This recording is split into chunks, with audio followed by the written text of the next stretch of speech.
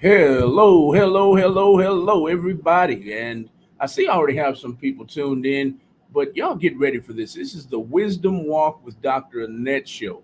Brand new show debuting tonight, Friday, October 6th, right now, 6:15. Tonight's topic, is trauma to triumph, a victor's story.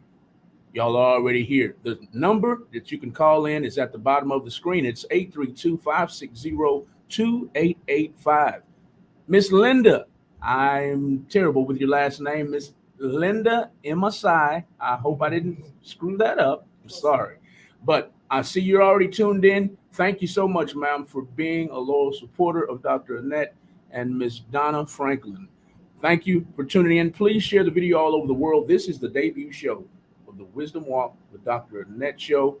With no more further ado, we're going to introduce the host of the show. There's the lovely lady right there on your far right, Dr. Annette. I'm going to start the show off since this is your first show. I'm going to start it off like this. Okay. Welcome to Real Talk 100 Radio.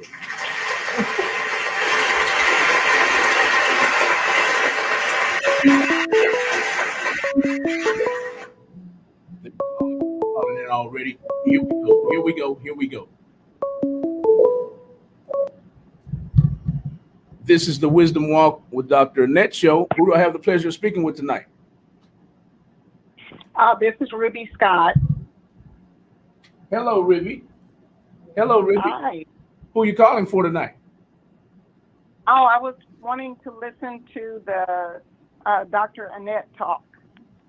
Yes, ma'am. If you hang up the phone and you go to Real Talk 100 Radio on YouTube or Facebook, you can see her live and you can call in with any questions. Oh, okay. Thank you. You're welcome. Dr. Annette, the microphone is yours. The stage is yours. Enjoy your first show at Real Talk 100 Radio. All right. Now, where do we see ourselves so we make sure that we're on point? You see yourselves. You're going to see yourselves. I'm going to take myself out of the way, and you see yourselves right there. Okay, all right. Well, thank you, Malcolm. Thank you for that introduction. Thank you all for being here tonight again. I'm Dr. Annette, and welcome to the Wisdom Walk. I'm so honored that you are here, and I am equally as honored to be with you tonight. Before I introduce our illustrious guest, who really needs no introduction, but she does, I just want to speak to how this started and why the Wisdom Walk started. I have been working with families and children for more than 30 years. And I decided about 3 years ago to go into private practice as a therapist. I've seen a lot of changes, folks, in terms of family dynamics, the disintegration of the family unit, and things that I hear in therapy sessions that really blow my mind. At one point I thought that I had seen and heard it all, but I'm seeing this trend of disconnect and families or parents allowing their children to be raised by social media, individuals who are really in need of mental health services, who don't know where to go, individuals who really want the help but are afraid because of the stigma associated with mental health services. And so you have some individuals who are suffering in silence, and then the suicide rates and things like that are up. So I felt that this was a good platform to bring mental health, and not just what we typically think of, it's all in my head. I'm talking about complete wellness.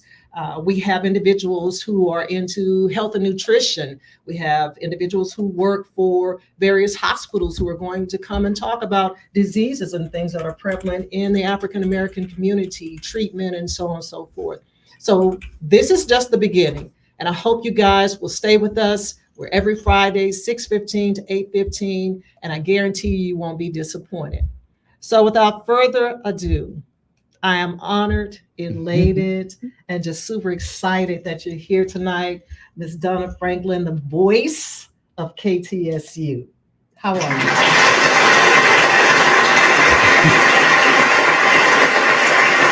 Thank you, Dr. Annette. But For starters, I'm very nervous. Yeah. Because you have to understand that I'm usually not in this seat. Mm-hmm. I'm usually over there where you are.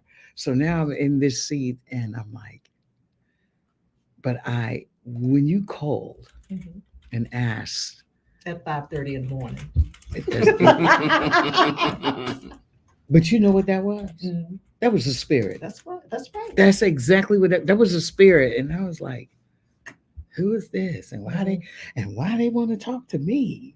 But then again, one of the things that I know, if I don't know anything else, when God brings you through some things, Mhm. it's not for you to keep to yourself.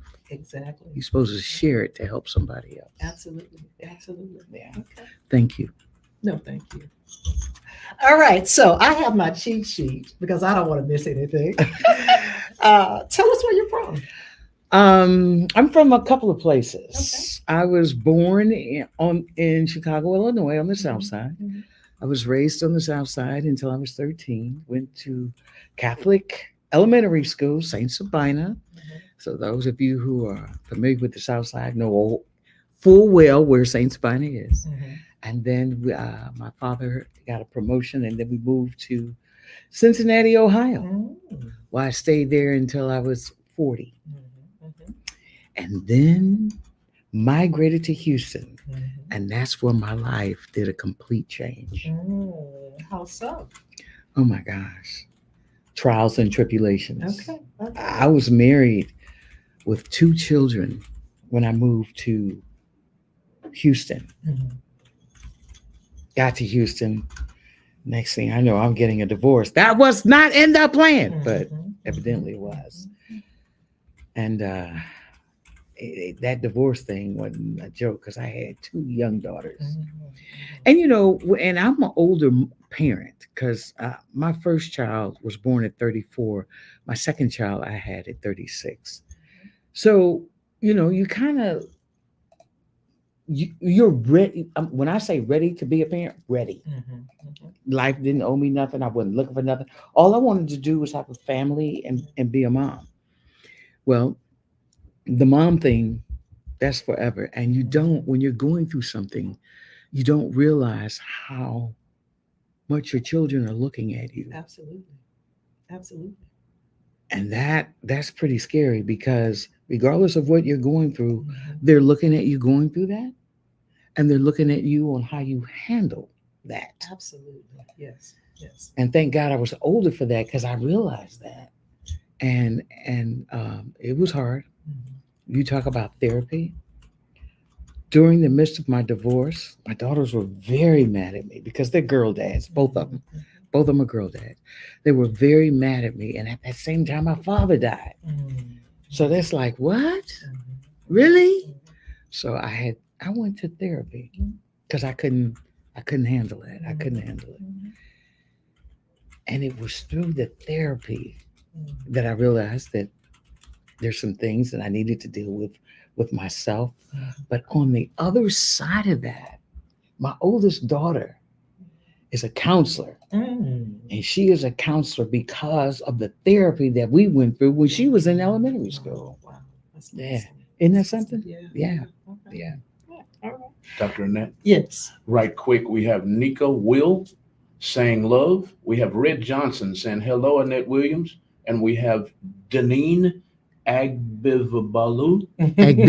Big Baloo, that's my sister. That's your sister? Yes. She says, hey, Annette and Donna. Hi. All right. So talk about what brought you to broadcasting. When did you know this is it? Growing up in Chicago, listening to the iconic WVON AM station. If you have anything to do with Chicago back in the day, back in the 60s, dating, but it's okay. You know about WVON. And the women that were on that station, the one that I will never forget, LaDonna Tittle in the middle. That was my girl. That was my girl on the radio. And I thought, now I'm from a family of 6. And growing up in Chicago it's a cool town, but we never saw my mother in pants. Oh. My mother would go to the grocery store in heels and stockings and dressed up. Whoa. Yes, Mhm. she was that type. I'm a tomboy. I'm Mhm. out playing football, baseball, everything with my brothers. Mhm. I'm not trying to do that. That wasn't my thing. So radio is a theater of the mind, right? Mhm. Back in the day, right now it's in live and living color, but back then it was a theater of the mind. So in my mind, the women that I'm hearing on WVON, very glamorous. Mhm. Very glamorous, like my mom. Mhm. My mother would get dressed up and go out. She and my dad, she would have her gloves that come up to here. Oh, My mother really? was that type of woman, Mhm. yes. Mhm. And I'm like, I don't want to do that. Mhm. That ain't me. I'm just. I like to call myself regular. All I'm right, just, all I'm right, just yeah. regular. And then that's it. That was in the 7th grade. I wanted to do that, and I talked myself out of it. Oh, wow. I literally talked myself out of my lifelong dream Mhm. because I didn't want to dress up and wear heels every single day, but I did wind up doing that, Mhm. but just not then. So I talked myself out of it. So in Cincinnati, growing up and everything, I'm working at a Fortune 500 company, General Electric Aircraft Engine Business Group. I'm making money, getting paid. I mean, ordered, brand new, little sports car. Life is good, right? I'm just doing me. And then all of a sudden, I just got married, just had a baby. The rug is pulled from under me. Mm. Job lost. Mhm. Been there 9 years. Job lost. What am I going to do now? I don't know. I'm looking at TV, Mhm. breastfeeding my daughter. You too can become a broadcaster. I'm like, what? What? I can? Oh. So I'm talking to my then husband. Like, what do you think about this? I just saw this. What do you think? Well, they're going to pay you to go back to school. They're going to pay you to get a new trade. Go for it. Wow. And that's exactly what happened. Mhm. Mhm. I started in Cincinnati, Okay. left Cincinnati. Cincinnati, I was working at an AM station that I learned everything at this AM station, WCIN Mhm. AM. It was an R&B classic oldie station. And then in the 90s, technology started changing Mhm. very rapidly. Mhm. And I'm like, this AM station does not have the money to keep up with what's happening right now. So the country station, the number one country station in Cincinnati, they had an opening. What? Let me go here. I'm just trying some stuff because Yeah.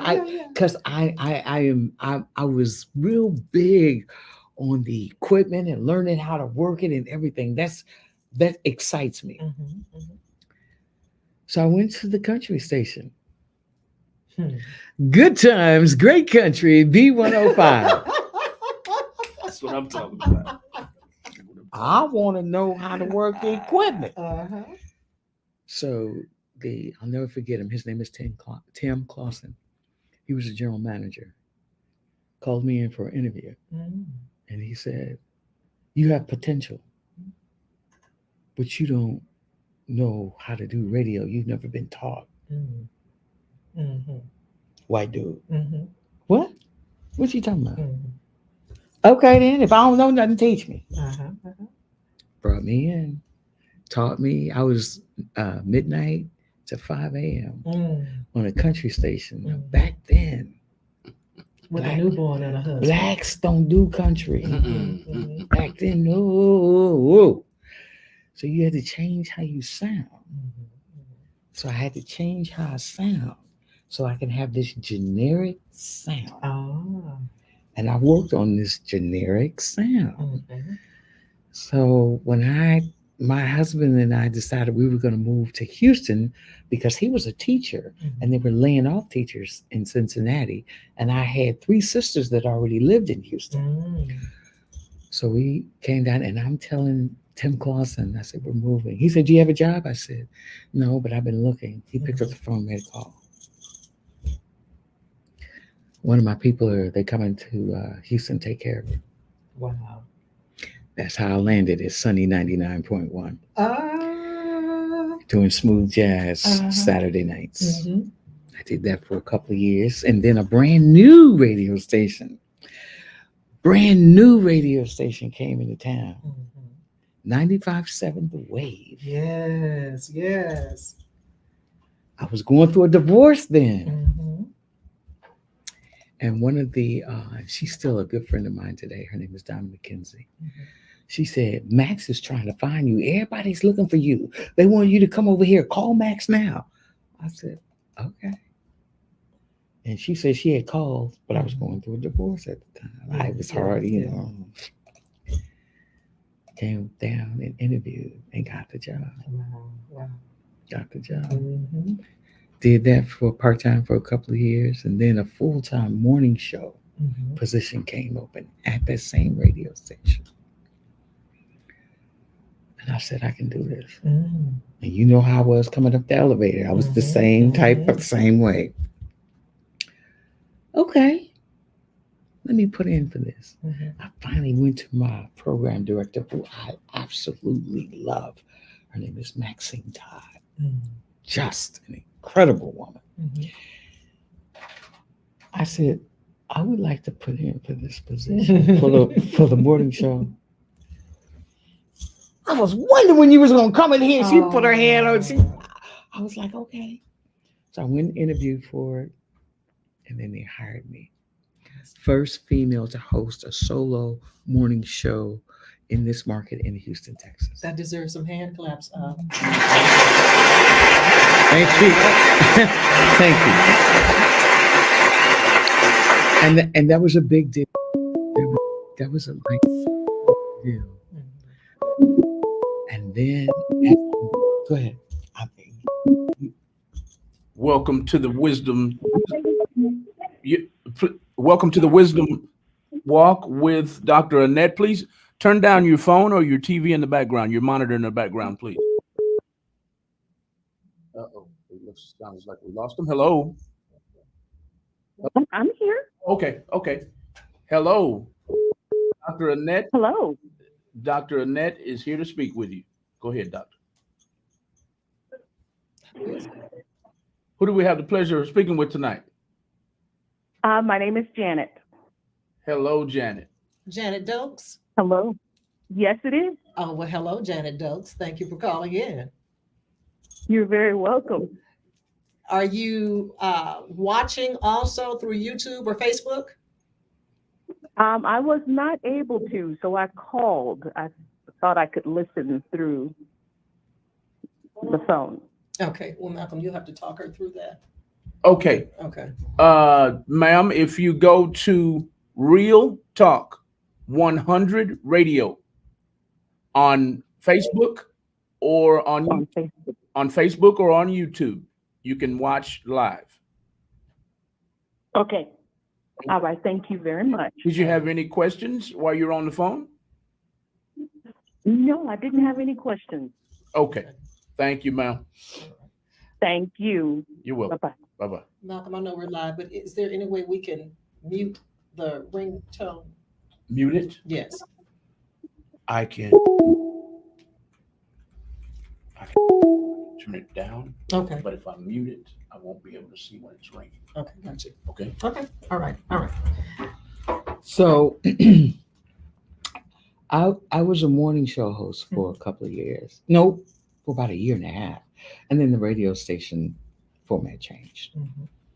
But in the midst of that, I had a lovely job. And I have to thank this man, Sam Pink. Mm-hmm. Sam Pink used to own the Red Cat Jazz Cafe. And I hosted the Red Cat Jazz Cafe for 10 years. Wow. Which is where I learned how to be a host, because I didn't know. Mm-hmm. And I learned how to be a host. And Sam, I have to give it up to him because he gave me that opportunity. Mm-hmm. Besides, he's a nice guy. But as I'm talking through this, Dr. Annette, Mm-hmm. it seems like my life was like kind of rosy, doesn't it? Mm-hmm. Mm-hmm. No. Mm-hmm. I know there were some bumps and bruises. Oh my gosh. But speaking of Sam, just quickly, is he still doing the jazz festivals? No, he's still trying to work on getting them back, but Okay. there are a lot of other jazz festivals that are coming through. Matter of fact, I'm I'm gonna say it anyway. Vic, the mayor who runs Empire State, he's doing some things, and if my boss is listening to this, we're getting ready to do some things. Oh, Yeah, so it's good.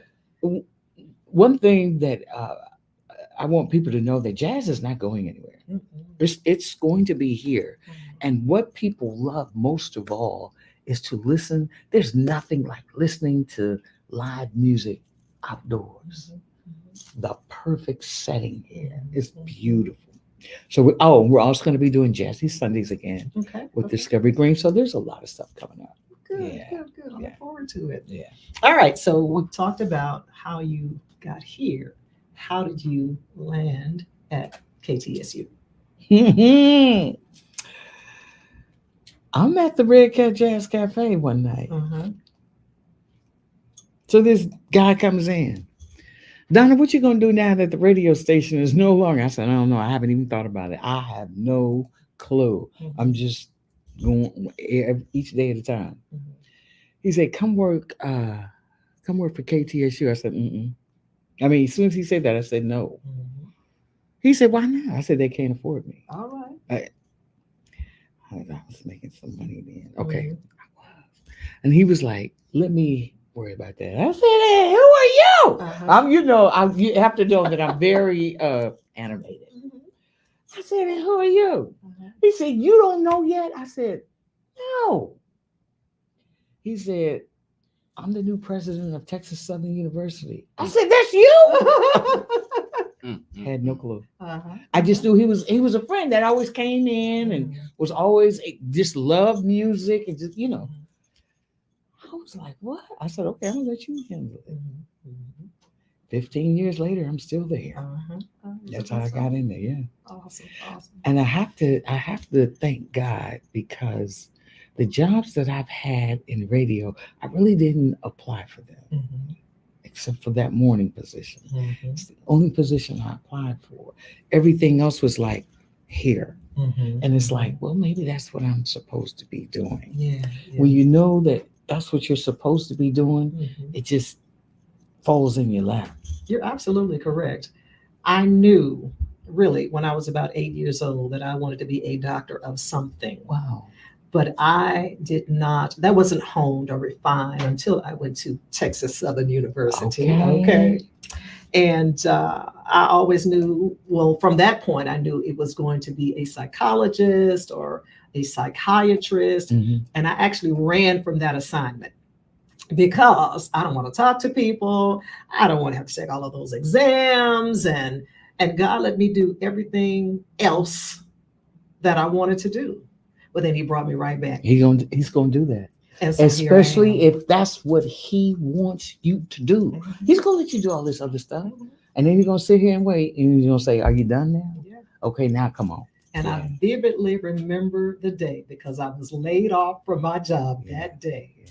And he said, I told you to be a mental health therapist. And I said, okay, I surrender. And that's it. And here we are. Isn't that something? I love it. Yeah. Love it. Now, I recall a few years ago, you made the decision to return to school. And you were sharing that you were completing your degree, I believe, in communications. Actually, I completed my bachelor's degree in human services. I graduated at 58 with that. And then I had another girlfriend. So, because when you're seasoned and you're going back to school, it's like, what? Yeah. Huh? No. So when I got the bachelor's degree, I was like, I'm done. I'm not doing it. So what was the catalyst behind? I want to teach. Yeah. I love teaching. I love teaching. And there's so much, not so much as the equipment, because I can't keep up with the equipment anymore. Because it's just every day, every minute there's something new. But the foundations, the foundation of this industry and what I've done for 30 years it doesn't waver. Mhm. It is what it is. Mhm. And to be able to teach that, Mhm. the humility, because this business Mhm. makes you think that you're larger than life. Mhm. And it takes my daughters to tell you, because my daughters' friends are always saying, "That's your mom. Do your mama that?" And they were like, "Don't even do that. Mhm. Mhm. We just like everybody else. You Mhm. won't see us living in a mansion. We just like, look. Yeah. And that's it. Yeah. And that keeps that. That's that humility. Yeah. That's yeah, that yeah, humility. yeah. Yeah. Now, the first time we met, I remember Stephen Richard actually being on your show. Oh my God. And if you don't know, folks, he is a phenomenal saxophonist. And he and I worked on an album together. And you know what? To this, I can't even remember the song I sung on that album. But anyway, it's I have been that him. long. I have him. And one of the things that I love about Stephen Richard, because I'm a smooth jazz girl. Mhm. There's smooth jazz and then there's straight ahead. Stephen, when he gets in the studio, he's gonna give you a smooth jazz CD and a straight ahead CD. Oh, I yeah. love that. Mhm. And nobody else does that but him. Isn't that something? He's Yeah. the only one. Yeah. Mhm. So Stephen came first. Mhm. And I think, well, I know you played the CD Mhm. and you asked him who that person was, and he said me. Yeah. And then you and I met. Okay. And then we met again at House of Blues for, I think, a Harvey Relief event with Preston. Yes. Yeah. Preston Smith. Yes. Yes. We had a Yes. phenomenal Yes. time. That was excellent. And Yes. that was the night that I said, I'm following her. Really? Yes. That was the Wow. night. And then I sent you a friend request, and I've been following you ever since. Wow. Mhm. Yeah. Through all of that craziness. To me, I have a lot of craziness. Yeah, we all do. We Yeah. all do. But you can laugh at it. Yeah, I have to. You have to. You Can't have take to. it serious because it's Yeah. part of life. Yeah. It Now- is what it is. A couple of years ago, though, I think it was, Mhm. maybe 3. I was just kind of surfing through your page, and I saw that you had gotten married. And It was 7 years ago. 7 years ago. Okay. See, my math is bad. It's okay. Yeah. Because But, that's a part of my life that Annette, Mm, I didn't think I was gonna make it. mm. It's amazing how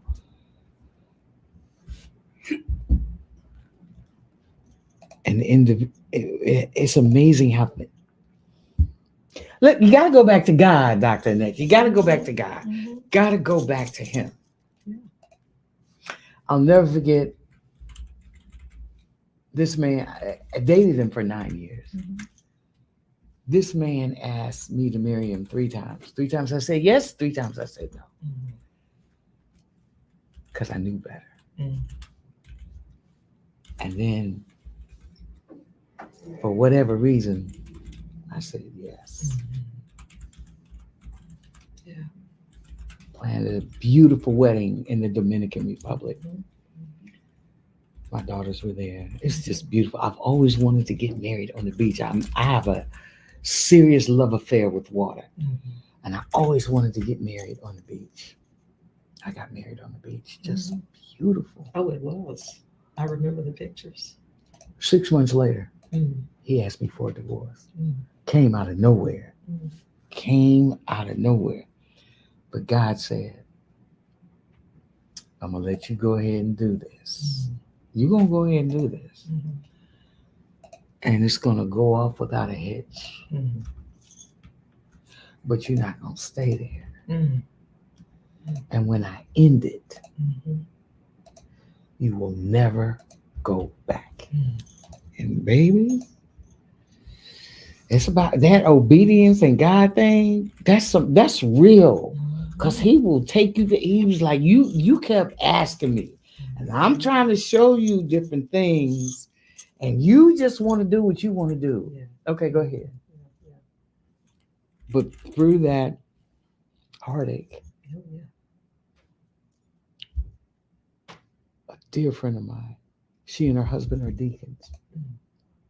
I took off for 2 weeks because I was in a daze. I was in a fog. I was like, who does this? And why would you do this? Mhm. And so I went over there, and her husband said, I don't ever want to see you looking like this again. Mm. This is not you. Mm. I didn't understand what he was talking about until I went home and looked in the mirror. I was like, oh my God. Mhm. I was totally out of body at that time. Mhm. And ever since then, I'm just doing me. Mhm. Whatever that is. Whatever that is. Yeah. Yeah, I hear you. I can relate to you because I went through a divorce many years, over 20 years ago, Mhm. and finding out or learning that my husband at the time was having an affair Mm. was devastating. Everything that I knew in terms of what marriage was, my parents had been married like 50 years. Right, That's what I knew. right. So to have that come about, it really destroyed me. It destroyed my self-esteem, Yes. my feelings of self-worth. Yes. But like you, Yes. I should have followed my first mind. But see, Dr. Annette, we didn't know. We were listening to our hearts. Absolutely, absolutely. Mm-hmm. We were listening to our hearts instead of who we were supposed to be listening to. Absolutely, absolutely. But the lessons, Mm-hmm. the lessons that you get through the lessons that he teaches you, That's right. that he makes you go through. Yeah, yeah. I'm so grateful. Yeah. I'm so grateful because now I'm into me now. Mm-hmm. And one of the things that I never thought that would happen, because people, in my business, I'm always out in the street hosting, doing it. I'm a homebody. Mm-hmm. I am always at her. You are all, if I'm not working, Mm-hmm. what's down there? Oh, she at home. Mm-hmm. She at home. I love to cook. Yeah. I love to create and cook, and it drives my daughters crazy, but I love to create and cook. And that's my Your therapy. yes. Yeah, your therapy. That's exactly what it is. Mm-hmm. And I love being with me. Yeah. I love being with me. Yeah. When people see individuals such as yourself who are like in the limelight. Yeah. And Yeah. let's make no mistake about it. You're a celebrity. Everybody knows Yeah. Donna. And that I never wanted to own that word. Yeah, own it. I still won't, Mm-hmm. because at the end of the day, Mm-hmm. I'm a woman Absolutely. trying to make it. Absolutely. Still trying to make it. Mhm. But the position that you're in. Okay. Yeah. All right. You know what I'm saying? Yeah. How was it for you having to show up for work Mm. and be that animated, chipper Mm. Donna that everybody knows, and that's all they see Mhm. when you're hurting inside? Mm. How did you manage that? I don't know. Mm. I literally don't know, because during that time, all I could do was call on God Mm. to say, help me, Mhm. help me. Because doing what I do, Mhm. reality, they really don't care how I'm doing. Because Absolutely. it's not about me. Yeah. It's about me making them feel good and helping them to have a good day, which is what I love. Yes. Because if you're a radio personality, you're a servant of the people. That's right. And I love doing what I do. Mhm. Mhm. So you totally get outside of you. Mhm. And then when I went home, I'm forced to deal with me, Absolutely. and I become a recluse Mhm. to go through that. Your thoughts about support system and Mm. what was your support system like during that time? I had a group of ladies that we would hang out every week, every Monday. Mhm. We call ourselves the Sassies. Mm. And it was that group, Mhm. Mhm. 6 ladies. That saved you. Yeah. Mhm. Yeah. Okay. Yeah. My mom. Mhm. My mom. You just grown, right? Yeah. And Mom, I'm coming on. You come over, and I just want to get in the bed and sleep with my mom. Mhm. Mhm. I just need my mom.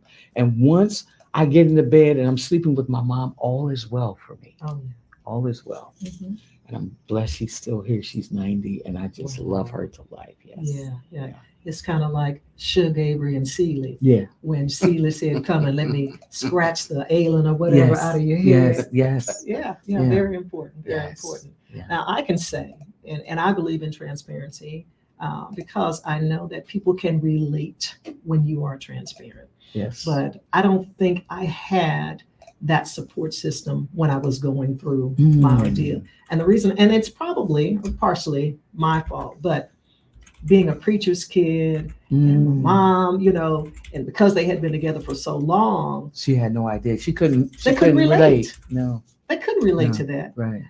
So my dad would always say, "We're praying for you if Yeah. you need anything." And I'm like, That's I not want what you you to want to fight hear. somebody. Yeah, that's not you. Yeah. You're not trying to hear that at that time. At that time. Don't, because you know that Yeah, already. yeah, That's yeah. not something that's foreign to you. Mhm. You know that, but it's this thing that's on the inside Absolutely. that you really can't explain it. You can't put your finger on it. Mhm. You can't even communicate it right. But you know what, Dr. Annette, look at you. Okay. Ooh. Yes. And I'm still working on me. And that- Let me just be completely honest, folks. I'm still every day. There's something that I learn about myself. And every day I have to affirm that I am special in my own right and that it's okay. Like you said, I don't consider myself as a celebrity, anything, but it's okay to pat myself on the back and say that, I put in the work for this. Yes. And so, yes, I want to reap the benefits of Right. 11 years of school Right. or whatever that Right. is, Right. so yeah. Right. But now I'm in a much different place and I'm not triggered as much as I used to be. And so I can relate when people are going through traumatic experiences.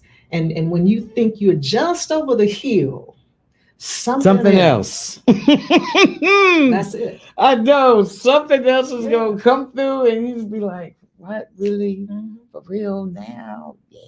Yeah, now, No, yeah, But life is about picking yourself up, starting over, Right. persevering. right, And when you are able to sort through the garbage and recognize that that's not even important. right, I'm making a mountain out of a molehill. right." Life is so much better. Isn't It is. it? And that, and I think you get to that part Mhm. based on what you've gone through Absolutely. and the lessons, because everything that we go through in life is a lesson to teach us. Oh, yes. And I used to be that person who I did not like telling nobody no. I did not like hurting anybody's feelings, because if I hurt your feelings, I'm hurting actually more than you are. Yes. At this age now, that I absolutely love where I am, Mhm. I'm good. Well, you said it to me when we were good. talking on the phone. You said, I don't want anybody to take my peace. No. I love my peace. Because it took me a long time to get here. Yeah. 65 years to get here. And I'm here. Yeah. And it's like, wow. Mhm. Yeah, you are absolutely right. Oh, yeah. Doctor, Yes. on that note, I have a question Sure. from me Okay. because I'm 53 Mhm. and I got to the point at about 47 where I was just like, okay, I'm done with all that drama. This is my piece. Now, so my question, fast forward. My question to you is when someone disrupts your peace, You got to go. all There's not even a question about it. right, yeah, And I have my boss, Mhm. Ernest Walker. I have the most incredible boss at KTSU. And when my peace is disrupted, and he knows that, Mhm. he will bring me into his office. Mhm. He will go on YouTube, pull a gospel song out. Next thing you know, I'm coming like this, because being a program director, I'm dealing with a lot of different personalities. Yes. All of them ain't cute. Mhm. And I'm like, and I was like, okay, I can't get me out of this thing. Right. That's work. Oh, yes. But on personal, Yeah. oh no, you can't. I'll shut you down in a heartbeat. No. So because y'all are both more mature than me, after this, I'll go to the comments and I'll get out of the way. Because both of you are more mature than I am in this area. What do you say to the people who say you're wrong for saying, you got to go, you got to get out of my space? You have people out there that say, you're supposed to accept this. You're supposed to accept. What do you tell people like that? Okay. I say that those people don't understand boundaries. Absolutely. They don't understand boundaries. Absolutely. And because they're dealing with their own issues, they want to, that's, to me, that's a codependent behavior. I'm asking you to not put me in a position to where I am stressed, where you are exposing me to, possible physical illness, Yes. mental illness. Yes. I'm asking you not to do that. And if you Yes. can't respect that, then you're a selfish individual. Yes. So take whatever you have to someone who gets paid to help you sort through those kinds of things. Yes. Thank you. Yeah, And I'm a firm believer, everybody's not supposed to be in your life. that's right. It ain't me. It's not for everybody. Mhm. And my friends don't even fill up a whole hand. That's part of that journey. Absolutely. That's part of Absolutely. that journey. And I told you there's 6 of us. Mhm. My mother had 2 boys and 4 girls. My sisters Mhm. are literally my best friends. I hear you. We weren't like that growing up. Mhm. Not going on. No.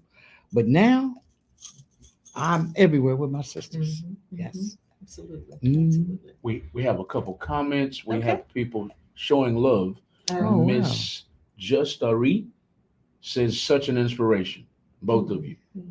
Miss My Hot says wow when you were explaining your story about divorce 6 months later. Let me answer this call.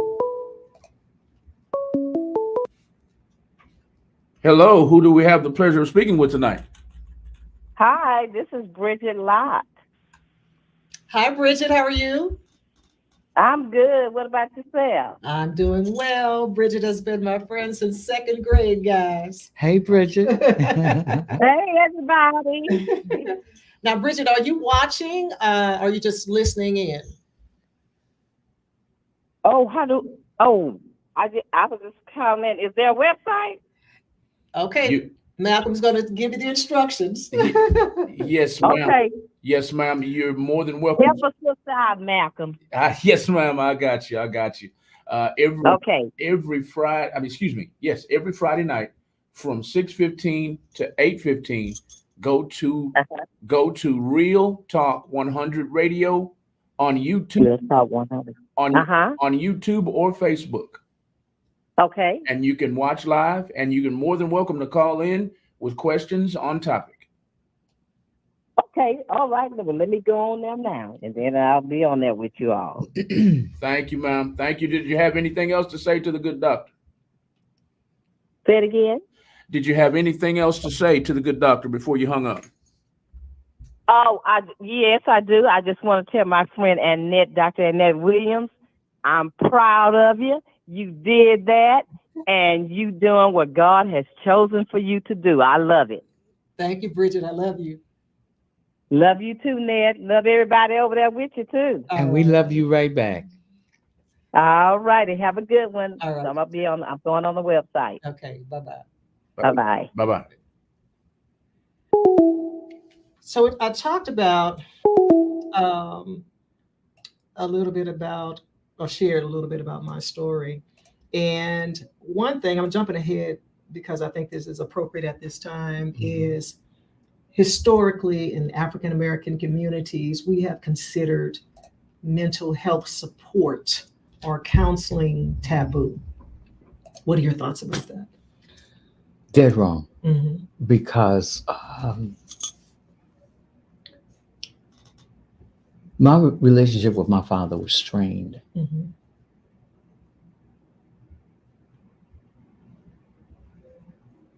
When my father died, Mm.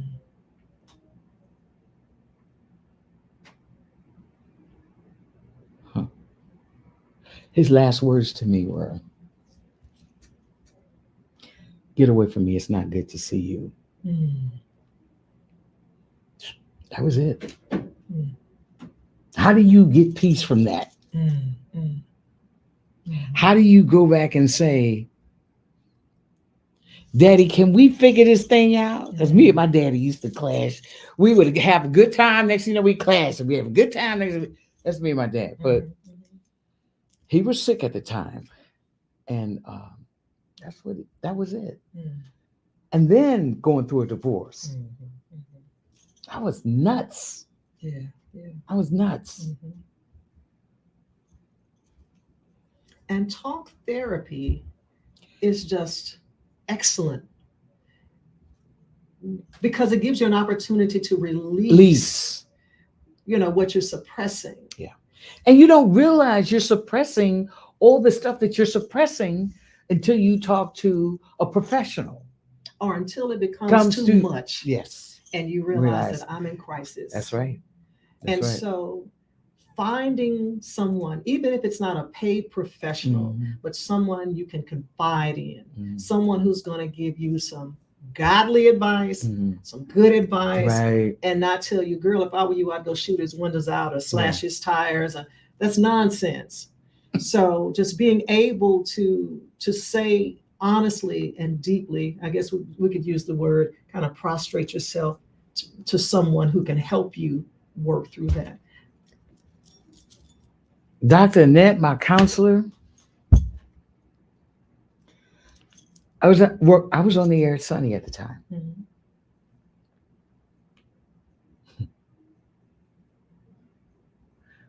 She goes, "I know who you are, but that's not who I am. We're not here for the personality.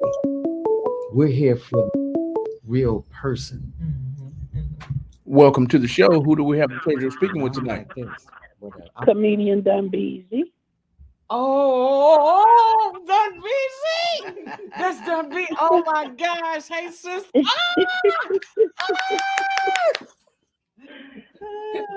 Hey, Dunbeezy.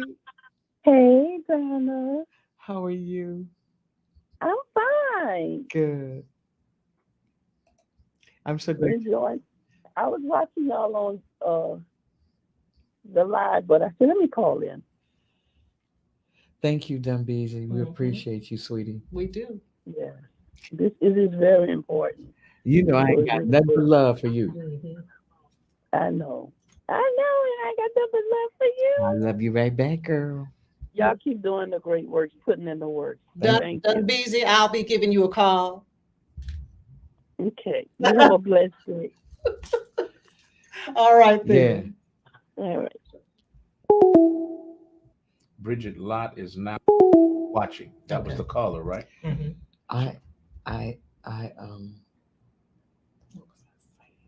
Age is such a beautiful thing. Mm-hmm. You were talking about how do you recover from comments, and your therapist was telling you something. She was letting me know that she's not going to sugarcoat anything because I'm this woman on the radio. She's here to help. And I used to go to see her on Tuesday, every Tuesday. Dr. Annette, one Tuesday, I'm driving to see her, right? I must have drove 20 minutes past her office straight. And that, I said, how did I do that? That was a mental thing because I didn't want her digging inside of me anymore. But I knew I needed that. I knew I needed that. And then I not just women, but children and men too. My daughters enjoyed their time with the therapist. Yes. They enjoyed that. And she gave us things to do to build back up because we were all broken. Yeah. All three of us were broken. And I got to a point where I told her I didn't want their father to see them anymore. He didn't deserve the right to be their father And she read because you, he right? cheated on me. Uh-huh. And she said, I'll never get this. Who made you God? I was like, what? Who? What you say? You made a decision to marry that man and have kids by him. Yeah. Now, because things ain't going right and he done messed up, you don't want him to be the father. That is not your call to make. I was like, oh, wow. I never thought about it that way. And I'm glad you brought that up because I see a lot of that in my practice where you have parents who are either already divorced or going through divorce. And many of them want to use the therapist as the, I need you to speak up against my spouse. He's, a bad person or she's a bad person. And the kids are so torn. It's the kids who suffer. Oh, yes. It's the kids who suffer because, like I said earlier, my girls are dad girls. They daddy is told me, I don't care how many times daddy cheated on you. That's my daddy. And I said, you know what? You're sure right. Ain't got nothing to do with me. Because that's your daddy. You are absolutely right. And so if it weren't for the therapy, I wouldn't have been able to get to this part because most of my daughter's friends did not realize that me and their daddy were divorced because we went on family vacations. We went on family reunions. It wasn't for me. Right. It wasn't for him. It was for them. Absolutely. Their relationship is different Totally. from your relationship. Totally. And Totally. I think the sooner we get parents to understand Yes. that you have to separate yourself Totally. from that. Yes. And allow your children to make up their mind about the other parent. Right. Don't influence. No. They'll learn it. They'll get it. And they did. That's when they realized, their daddy, but they don't care. Matters not because their daddy was in their life the entire time. Right. We taking cruises. We doing everything as a family. But we were not a family. We had the look of being a family. Right. But we weren't. Yeah. We weren't. But to me, that's the stability piece. Yeah. That is an accurate reflection of co-parenting, Right. opposed to parallel parenting, where you never come together. We can communicate, even in our discomfort. We're doing what's best for the children. Yeah. I'm an adult. I should be able to manage my emotions and get the help or whatever I need. Right. But when we adopt that idea of co-parenting, working together, these children are going to be a little long. And we want healthy individuals to leave our household so that they will not be dysfunctional adults in society. But you have to know, and I don't want people to go and hear this and think that, that was easy, because that was, baby. Oh, yeah. That was hard because I didn't even like him. At that particular, I couldn't stand looking at him. But it was like my daughters, they were young. And the heavens smiled on their daddy all the time. That was just, so I was, that was the hardest. That was hard. But you know what, Donna? They do not, I'm assuming, have any animosity towards you for keeping them from their daddy. See, that's big. That's big. No. And we have, and again, I'm dealing with kids whose parents are moving from state to state to keep them from another parent. So this is just my personal opinion. That is so wrong. It is. And what those parents really don't realize is how you are really messing up that child. Absolutely. Messing up that child. You're teaching them how not to be able to problem solve. Right. You're teaching them how they should perform in a relationship. This avoidance approach to talking things through.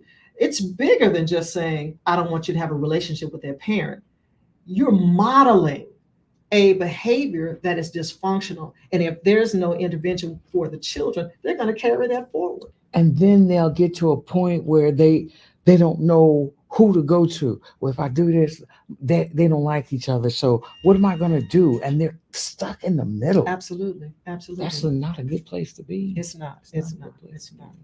I thank you again for that. Let me go. Let me move on Okay. because we'll get caught up in some Okay. stuff. And all right. So, were there any questions, Marcus? I mean, Malcolm. I'm sorry. That's okay. I believe this is your niece. Okay. This is her YouTube name, Modern Day Servants in Jesus the Christ name. We love you, Auntie. Great godly points. Oh, okay. All right. All right. You know who that is? Kim. Kim. Okay. Uh-huh. Okay. All right. We had 3 more comments. I didn't get to them. Lem Student 12 says, "Hey Donna, face blue smiling." Mm. Oh, that's my nephew. Hey, boo. That's your nephew. Yes. We have Victoria Jackson is showing love with 2 hearts, and Judith Johnson. Hi sis, I'm here. All right. Oh, that's beautiful. Good. It's nice. Good. All right. All right. All right. So, despite my divorce having taken place many, many years ago, there are still some things that trigger me. Mm. And again, I said earlier that when you think you're over that hump, there's always something that will creep up. So here's my question, Dr. Annette. Mhm. Do you ever really get over it? Never. Never. Mm-mm. So for me, when I'm referencing, like getting over, I'm talking about being in a place to where, hey, that doesn't bother me. Right. Hey, me, you, and your wife, we can still go have dinner, and I'm okay with that. Yes, Yes. But he passed away in April, and I can remember, and I think I shared this with you. I can remember early on when all of the madness was happening. I was mad. I'm human. Let me say it, y'all. I'm human. I hope you get hit by a bus. I hope No, but those are real. Yeah, those are all real Yes. feelings. Yes, I yes. get it. I ought to go over there Yeah. and put some poison in his Hey, everything. Look, let me tell you something. Uh-huh. I was getting ready to go to the pool, had my swimsuit on. He's getting ready to go to work. I know he's getting ready to go to work, right? Uh-huh. I put on a swimsuit cover, got in the car, Yeah. drove the car, saw him get out of her car, Uh-huh. getting ready to go to work. And I know he could have had a heart attack. You almost hit me. If I wanted to hit you, I would have hit you. Uh-huh. But I trust me. That thought came in my head. Of course. And so I would never tell anyone that I never had evil thoughts, okay? And it was really nothing but the grace of God that kept me from acting on those things, Yeah. okay? Yeah. And then seeing my children and wondering, Right. who's going to raise them Right. if I'm behind bars? Right. So all of those things that I said, I want you dead, all of that, it hit me like a ton of bricks when my daughter called me and said that he died. Ugh. Because see, it hit me because death is so final. And You can't go back and have a conversation. You can't rewind the tape and say, hey, wait a minute. There's nothing you can do. there's nothing you Nothing. can do. And I remember sitting on my driveway and I was just pleading, saying, God, just give him one more chance. But that other side of me was like, girl, after everything he put you through, you still want this man to have some grace? Absolutely. Because you know what? It was no longer about me. I'm looking at my children and them grieving, and how dare I be selfish and interfere with their grief process and make it about me. Yeah. So Say that again. You thought about getting back together with him? Is that what you said? no, I didn't say that now. Oh, I thought that's what. Okay. No, but let me speak to that though. Speak to that. Because early on, Because this is your kid's father. that you Yes, talk yes, about. I yes. already know. early on, there was some back and forth. Yeah. Oh, I want you back. Yeah. Oh, I'm not going to cheat anymore. Yeah. Can we work this Yeah. through? And let me just say it, I wanted to be in my marriage. You wanted that nucleus family back. Absolutely. Absolutely. That nucleus family is everything. Absolutely. Absolutely. Yes. And again, that's all I knew. Yes. So to not have that, it was an embarrassment. I was hiding. Everybody knew what was going on. Even people at the church, after the fact, oh, well, we knew he was cheating. Don't tell me now. Mm-mm. I don't want to hear it now. Mm-mm. But going back to that, I took on this role, at least in my mind, of becoming mom and dad, because I had convinced myself that my kids aren't going to miss a beat. I'm going to work twice as hard. I'm going to make sure they have what they need and then some. Absolutely. So they won't miss. Absolutely. And that's what we do. That was foolish. Was it? It was foolish because I'm one person trying to do the job of two, and I worked myself to death. I hate to tell you, but that's what we do. Yeah, that's what we do. We try to overcompensate. Absolutely. Like Absolutely. It's all our fault. Yeah. And it's not. But we overcompensate for not having that other person there. Absolutely. Absolutely. And would you do anything different? I have to respond to that question like this. Given the situation that I was in, given the fact that I had $17 in the bank and 3 children who were daycare, whatever, I had to do what I had to do. And I had to make it work.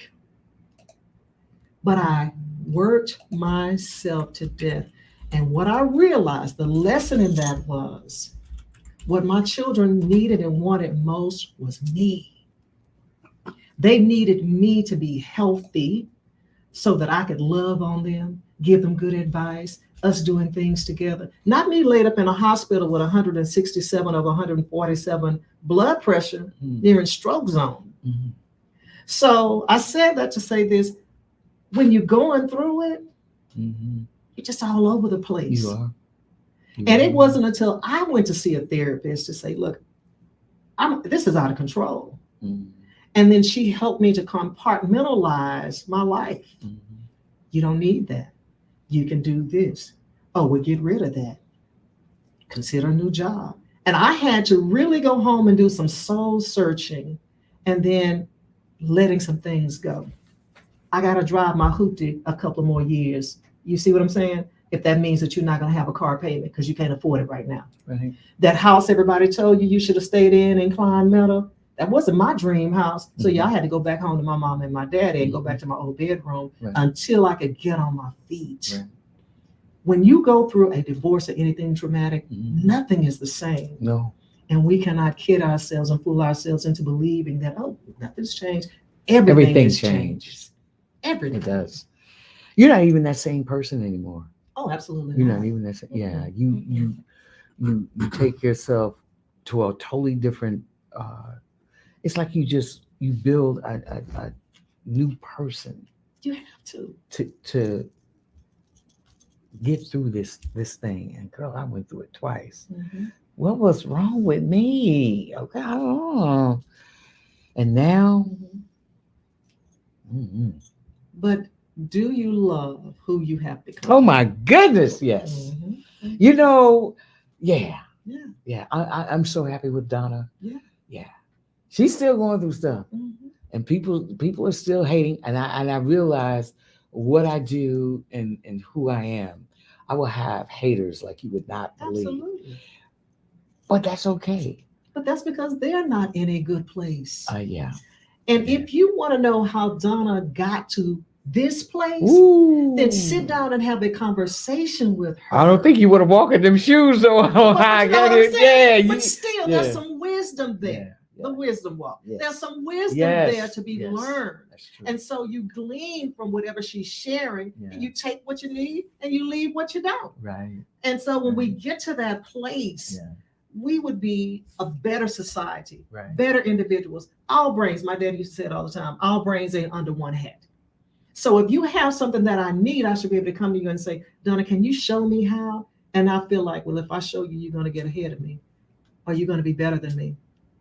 Because whatever is predestined for me is mine. For you. Yeah, it's That's for you. mine. And nobody else. That's right. Just you. That's right. Yep. Doctor, I have a quick question. Sure.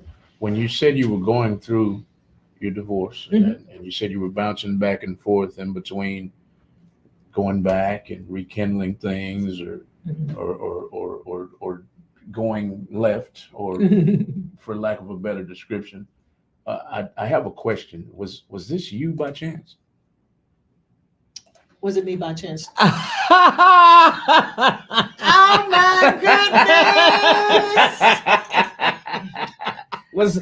Was that you by chance? You know what? When you It was not me, and I'm being truthful. I cannot recall doing anything deceitful. okay. But I will tell you, because, and let me just put it out there, everything was in my name. Okay. You know what I'm saying? So it forced you to. So it forced me to, shut those lights off at that house. Mm-hmm. Call ADT and tell them to shut that alarm system. You see what I'm saying? Everything was in my name. Okay. And so I didn't have anything to be like that with. Okay. And again, because I was just kind of treading water, Okay. I didn't have time to even think about being vindictive until the dust settled. Okay. And then I'm like, this man left me with these 3 children and all this debt and so on and so forth. That's when the anger. But at first, it's like, you have to have a place to stay. You got to take care of these kids. Survival mode. I'm in survival mode. Right. And so we just made it work. Right. And I shared a couple of weeks ago, because people think, and then she travels all over the world and she does this and that and the other. When I was going through that, I called my friend and said, hey, I need you to hook me up with some food stamps. I need some Medicaid. Got something. And my daughters loved when we were on food stamps. That was the best time of their life. Ooh, we on food stamps. And then when I got off of them, Mommy, can we get back on food stamps? No, man, we can't. They used to go shopping, and it was almost like Christmas because there were times during this whole thing that I could either give them some Whataburger or give them that, and I didn't eat. Hello. Because I had to feed them. Hello. Yeah. Yeah, that's real. And the thing, and let me say this, Dr. Annette, I don't know if this was right or whatever, because I look at my daughters now and I'm extremely proud of them. But everything I went through, I did not hide it from them. I did not hide the fact that we're struggling. I did not hide the fact that we don't have any money. I did not hide any of that. We were getting ready to get evicted 3 separate occasions, right? And I'm a radio personality. I'm getting ready to get evicted on 3 separate occasions, right? So I said, you know what?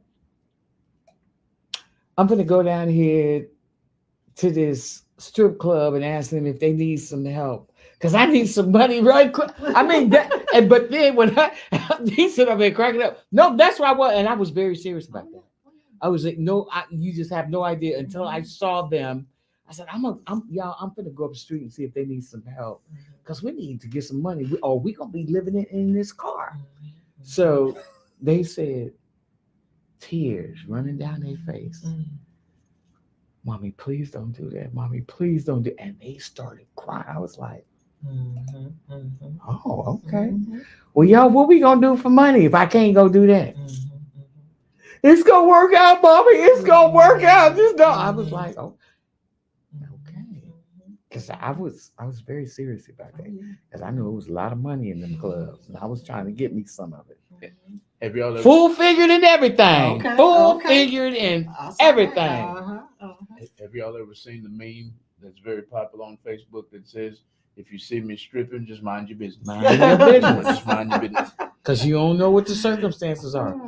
But Dr. Annette, I'm so digging this. But I want to ask you something. Sure. would you get married again? Oh, that's a loaded question. But the answer is if God saw fit, and I'm going to put a pin there. However, Annette does not want to marry again. I do not. Why? I enjoy the freedom. I enjoy, and I'm just going to say this, all right? And I know you can relate, and I'm by no means bragging or anything like that. But this place where I am now, my sister now, she's a traveling nurse, and I called her, hey, you want to go to Spain? Sure. You said you've never been to Prague before. You want to go to Prague? Yeah, well, I'll take you for your birthday. What about Greece? Anywhere you go, I want to go. That's what she said. I said, okay, we're going to fly to Spain, Lisbon, Prague, and Greece. Couldn't do that with a husband. No. I can't sleep late and not cook and not have intercourse with you. And you understand what I'm saying? Yeah. Because I'm so busy, but I'm busy by design. And I'm busy because I don't want to live that life. Right. You know, and I'm going to say it, ain't no booty calls here. I know that's right. My purpose is higher than this. My purpose is higher than this. Mhm. So, and I just haven't met anyone who, and again, we're just being transparent. I haven't met anyone who understands me. Mm. And I say that because I was talking to a gentleman about traveling to Japan, and I said, that's one of my, bucket list places. What do you want to go there for? Well, what's over there to eat? And see, I can't do that. I can't do that. And I am too free-spirited. And because of God, because I'm a business owner, I can say, okay, well, I'm going to shut down for 3 weeks, and I'm going to go spend 3 weeks in Ghana. And I enjoy that. I enjoy giving back. Mm-hmm. So I don't want anybody in my life who will take those things away from me. And let me fix it, because when you become a wife, those are your responsibilities. They are. And I recognize that. They are. My responsibility is to my husband. Yes. And so if he says we're going to do, I got to do. That's true. There's no, I'm marrying you, and if you make me mad, I'm going back to my mama. No. Then what's the point? Yeah. But people are doing that. Yeah. So I recognize that I cannot be an all-in wife because of the things that I enjoy. Mm-hmm. And guess what? I still have hopes and dreams. My mom always told us, if you fail to dream, you fail to live. True. There are things that I still want. I want to go climb Kilimanjaro. I want to do that. So as long as God gives me strength and he provides the means for me to do these things, I want to do them. So I would not rob a man of having the kind of wife that he deserves. On that note, yes, Miss Bridget Lott says she would make a wonderful spouse to the right man that God sends her. And Miss Linda has a question for both of you. Okay. Miss Linda asks, question, both of you. Both of you have stated that you sought counseling. Mm-hmm. How can we as a group of Black women overcome the taboo of counseling? How does one find a good counselor? Okay. I'll let you speak. I was blessed at the time. I was working for Continental Airlines at the time, and I took my insurance and I started searching, but I was looking for a Black female. I was just straight on a Black female. We went to one. She wasn't a Black female, and all three of us, we were like, no. And then we found one, and everybody just loved her.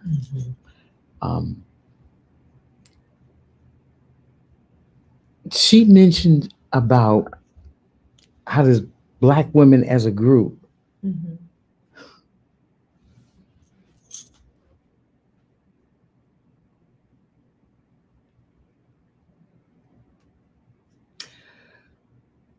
it is my hope and dream, Dr. Annette, that we as Black women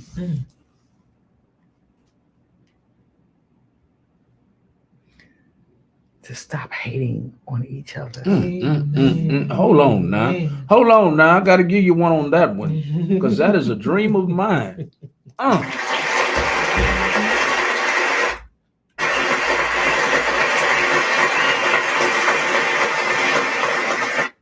Because you have been elevated. Who am I to tear you down? Absolutely. Yes. As a Black woman to another Black woman who has been elevated, let me elevate you some more. Absolutely. Absolutely. Absolutely. Because the more you give of self to help raise up somebody else, That's right. That's right. you're doing that for For yourself. yourself. That's it. That's And it. I don't know why we can't get that. I don't understand why we don't understand that. And I have so many women who I've tried to elevate, only to put daggers in my back. Yeah. And that's when I cut you off. Mm-hmm.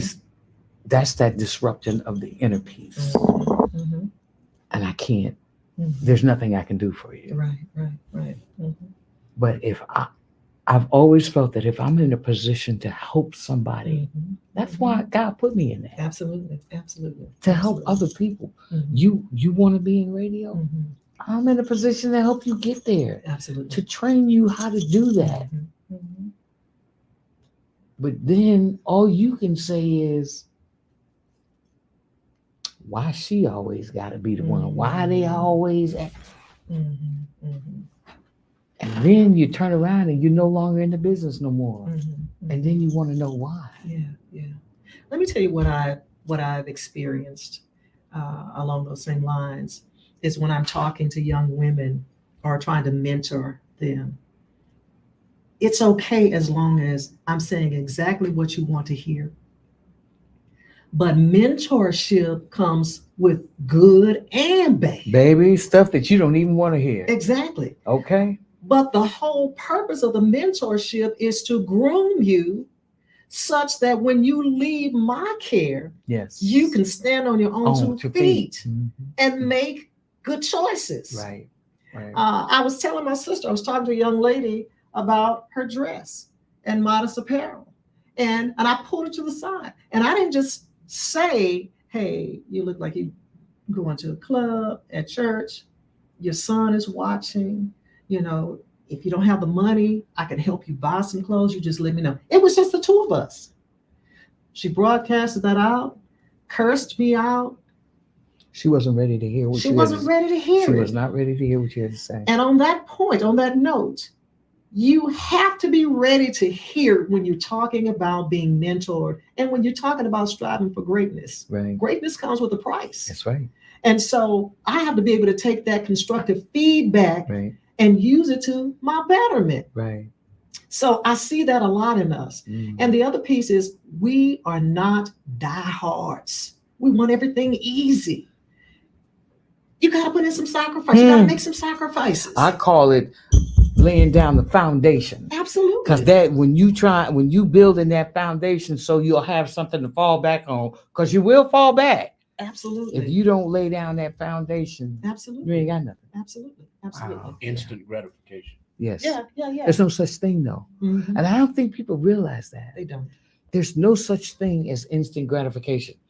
And understand what instant means. That means right here, right now, boom. Absolutely. And then that's it. It's gone. That's it.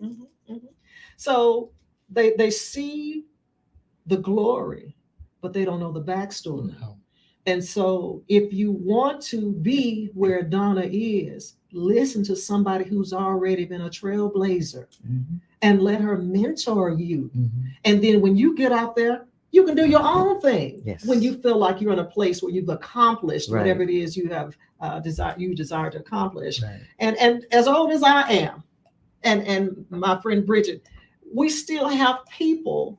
We've been out of school over 30 years. Still have people who are stuck in that place of, oh, she thinks she's this. Why? Now you're my reader. Ain't nobody. But see, the thing about it is, when you get to be a certain age, ain't nobody on that. Do you even care? Do you even remember all that? No, because you've been through so much in life and you're steady trying to take care of you and do what you need to do for you and your children. You ain't got time for that. And it's the people who don't have lives. Right, right. And the truth of the matter is, everything that you say we think we are We are. is exactly, and you wish you were. Yeah, we are. So let's just be honest about That's it. true. Now, if you want to get to this place, I'll help you. But I'm like you. I'm not going to drag I'm my not feet gonna with say you. because see, I've been bit so many times. Yeah. I'm not even gonna say I'm gonna help you. I'm Mhm. not. I'm so guarded Yeah. now Oh, absolutely. because of Absolutely. all of the Yeah. and I'm even still I call it a love letter. I just received a love letter in the mail yesterday Mhm. about really Mhm. you still writing these anonymous letters and nothing, and it's all derogatory and negative Mhm. toward Mhm. you. Don't have nothing else to do, Mhm. really? Mhm. It's Mhm. like, gosh. Mhm. Ah. Yeah. Yeah. Okay, Miss D, what do we Wait, have? oh yeah. We have anything, Malcolm? We have a couple comments. Okay. Miss Bridget Lott said, yes, yes, yes. I don't keep company with those type of people Mhm. that are always talking down and Mhm. negative. Victoria Jackson says, amen, Dr. Annette. Victoria Jackson also said, amen, amen, Miss Franklin. Judith Johnson said the answer is no. I forgot what she was commenting on. I didn't want to cut y'all off. And I have one more comment over here. Why these comments are not showing up on the screen, I cannot explain. Mhm. But we have Chris Spice Knight. I know her because she tunes in loyally, faithfully. I mean, every night, whatever show we have on. She's all the way up in Washington, and I'm sure you guys are being heard in Washington right now because I'm sure she shared it. But she said, Dr. Annette Williams, the love you have, I love the love. I can't read it all. Mhm. I love the knowledge you have and real life experiences with real life experiences. Okay. D. Rochelle Sanpay says, amen. Red Johnson says, very powerful statement. Red Johnson also said, we have the Willie Lynch syndrome, Mhm. is why women hate on other women Mhm. instead of uplifting them. Red Johnson says, greatness does come with a price. Yes, it does. Mhm. He's right. It does. Sad but true. It is. So I want to go back just a minute. Yes. And I talked about my ex passing away. And it literally took me about 3 months Mhm. to get back, where I felt like, okay, you have a steady gait.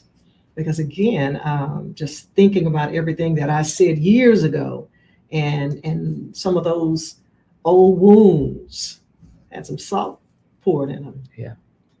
So what was your, I don't want to say recovery, what was your, I guess I can use that word. What was that like for you in terms of the time frame? How long did it take you to feel like Donna's back? I don't know if Donna's back. Mm-hmm. I don't. Mm-hmm.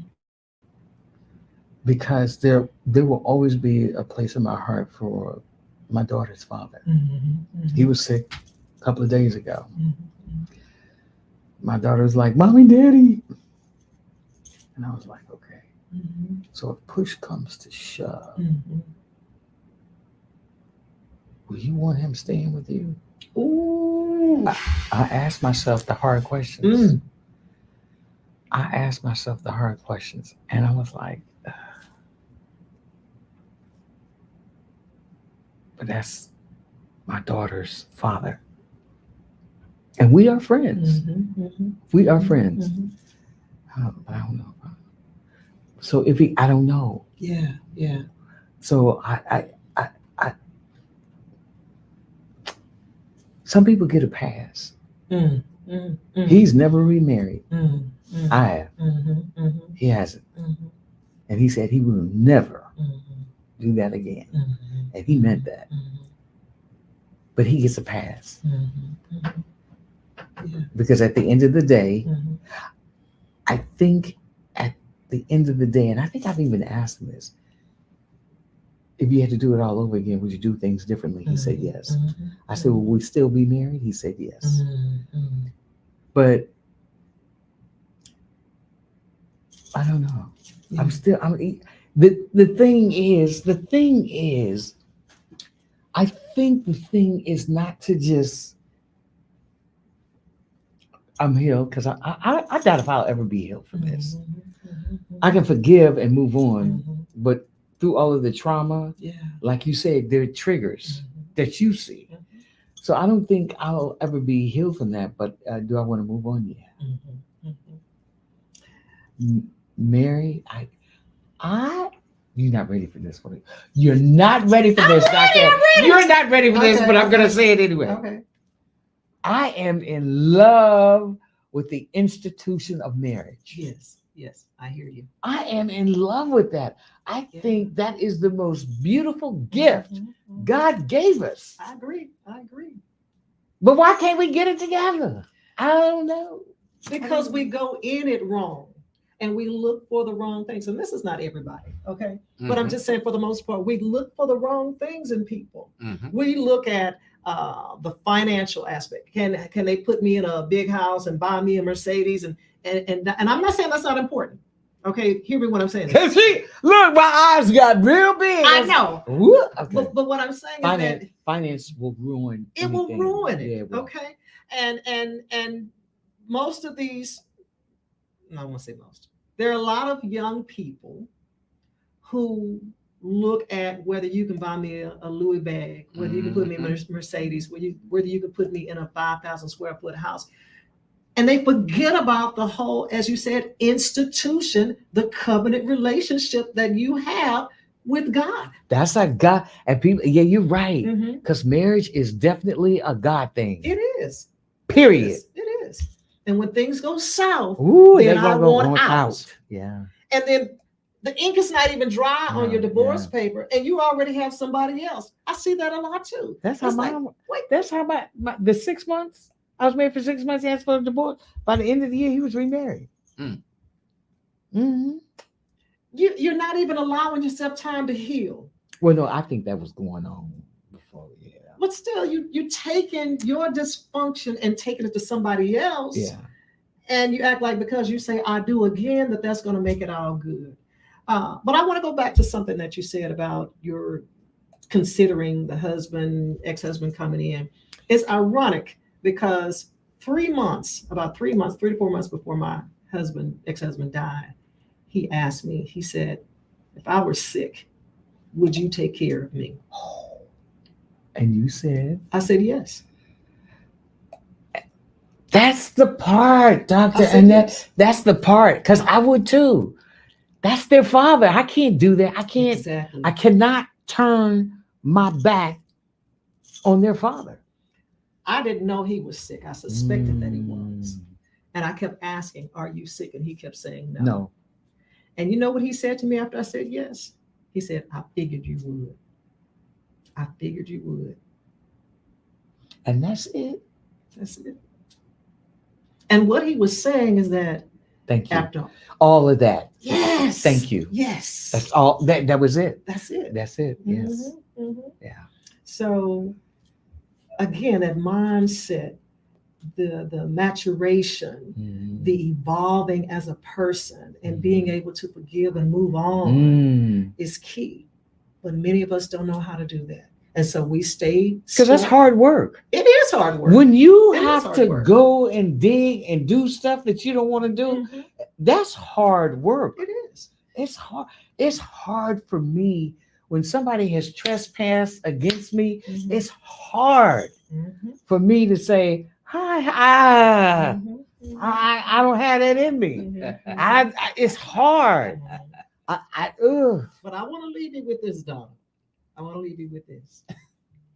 How many times has God forgiven us for our dirt?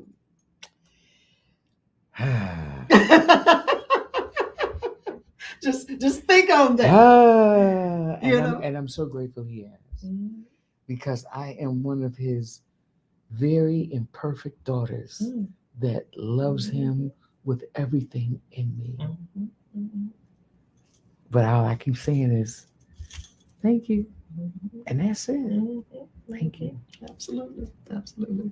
I don't want to ignore anybody. I don't want anybody sitting in the listening audience saying, Hey, I'm asking questions here. So I want to make sure we keep them in the loop here. Okay. They are pouring it on. Miss Veronica, Miss Judith Johnson, Bridget Lott, Miss Linda Imasai. I hope I'm saying that right. They are pouring it on. And Xavier McCord Mhm. just now tuned in here in the last 2 or 3 minutes. But Bridget Lott is asking, why do Black women oppose going to counseling and therapy sessions? Mhm. Black people in general is what she's asking. Judith Johnson Mhm. says, doctors, please do a show on modest apparel because I'm concerned about how our young women dress and carry themselves. It's disgraceful. Miss Linda Imasai again says questions in the comments. Okay, I've already read that one. Mhm. Bridget Lott says, you're so right. Definitely need that. Judith Johnson says, our young women are always posing with their legs open and breasts exposed. What do you think we can do to help girls be better? Bridget Lott says, I'm in love with the institution, doctors, because of the one who designed it, God. Linda, I think she reposted her question. Mhm. Both of you have stated that you sought counseling. How can we as a group of Black women overcome the taboo of counseling? Mhm. How does one find a good counselor? Xavier McCord, enjoying the information that you two awesome women are sharing. Thanks, Xavier. Bridget, the last comment on the list is, you okay, sir? I'm just enjoying these ladies. Okay. All right. I hope that wasn't too much. I will put the questions on the screen as you answer them to remind you. Okay. Okay. Thank you. I think for Black women or for Black people in general, we have to do our due diligence. I think it's important, not necessary, but I think it's important for us to connect with someone who can identify with us. Like you said, you asked for a Black female therapist. There are things that we experience as Black people in America That other people that's right. can't relate to. That's right. That they can't relate to. Right. And so when I'm talking about stuff going on my job and how depressed I feel, you can identify with that. Mm-hmm. But someone else who is not African American may not have those same challenges. Right. So I think it's important to find someone that you can connect with that can understand you and give you good counsel. There's no magic trick to finding a good therapist. No. If you have your insurance, you can just call them. I've had people call and just ask me a series of questions. Do you do this? Do you believe in that? And so on and so forth. Right. And so you just have to work to find that fit. So if you don't find them, if you go to, say you go to 2 counselors this week and y'all aren't meshing, how do you handle that? Do you just walk out and tell them, hey, I don't need your services? How do you handle that? That's your right. You can do that. Yeah. I'm just because you're paying for it. Yeah, that's right. Yeah, this is just not a good fit for me. Yeah. Okay. Yeah. Okay. It's just like when you go to a PPO or HMO. You may not see the same physician every time you go, but you can request to see that physician if you find someone that you can really work with. Okay. Okay. And we talked about why we don't seek therapy much, and I think that sometimes it's just not accessible for most of us. But I also see this trend of counseling being the thing. Oh, girl, I went to see my therapist. Oh, girl, I went to, That's what it is. Yeah. It's a thing. Yes, a thing. When it is a tool to be used to help you improve your life. Right. All right. Let's see. So we talked about the counseling. What advice do you have for someone who is contemplating marriage? Institution. Okay. Because I went to my first marriage. I got married Catholic, the full-blown hour-and-a-half wedding. We went to counseling. The second marriage, Baptist. I was Baptist at the time. I was Catholic now. Baptist. Went to counseling there too. And I never understood what evenly yoked was. I didn't. I now know what being evenly yoked. My daughter's father is a genius. Very smart. Very smart. Reads all the time. I mean, I read, but he's like history and My daughters know their Black history because it came from their dad, right? That's just him. I'm just, let me have some music. We were not evenly yoked at all. The second one, I don't even know how that happened. There was nothing about us. There was nothing, absolutely nothing that we had in common. Nothing. And and at that age, because he was 11 years younger than I was, that was pure sex. I can say that. That was pure sex. So now that all of that's out of the way, I'm totally into what do we have in common? And my big thing now that I'm at this beautiful age, I love good conversation. Stimulate your mind. Oh my gosh, give me some good conversation where we can just talk about everything. I'm a news junkie. I go to bed watching the news. I wake up watching the news. I'm just a news person. But you got to be able to have those conversations, and don't agree with me all the time because I'm not right. Just have good conversation, and I think once you get to sit and talk and have conversation, and you really get to know somebody, everything else falls into play. I agree. I'm going to add to that. Don't ignore the red flags. Because But what if the sex is good? No, I'm playing. I had to throw that in there. She is no good, though. She's no good. No, and that's what got me before. Yeah. I ignored every red flag because even when you messed up, you came back, and it was like, oh, okay. That what's that? Marlena Shaw, go away, little boy. That was me. That was me. Yeah. And quite often we ignore them because we're lonely, we have daddy issues, and we're just wanting somebody to step into that space to fill that void and to help us either get in touch with that little girl that was missing daddy or to validate us as young women. That was me. Yeah. All of that. Yeah. All of that. And now I'm okay. Because I see it now. And I see. So what I was missing back then, because I told you about my dad. I can't do nothing about that. Yeah. That ain't never that. And the two marriages where I was really looking for love, I wasn't really loving me at the time. There was nothing about me that I was just basically going through the motions. Yeah. That's it. And now,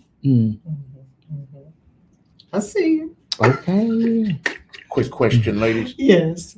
Miss Janet Dokes, I do send my apologies. Your comments are not coming up on the screen, but I do see your comments on my phone. That is strange. But thank you for tuning in, everybody. Y'all continue sharing the video all over the world.